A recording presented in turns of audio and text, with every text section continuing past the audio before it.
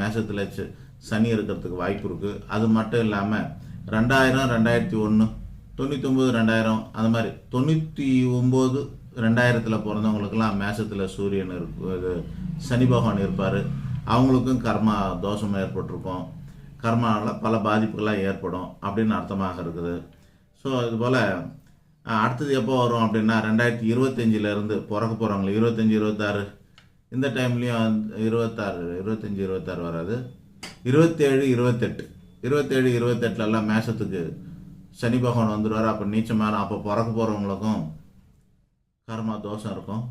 So காரக தோஷத்தில் சனி பகவான் கர்மகாரகனாக இருப்பதால் மேஷத்தில் சனி இருக்கும்போது பிறந்தவர்களும் மற்றும் 8ஆம் இடத்துல 12ஆம் இடத்துல இருக்கிறவங்களுக்கு இந்த சனி பகவான் பாதிப்பை ஏற்படுத்துவார் அப்படின்னு அர்த்தமாக இருக்குது. அவர் எங்கே நின்னாலும் பாதிப்பாக இருக்கும். அதில் 3, 6,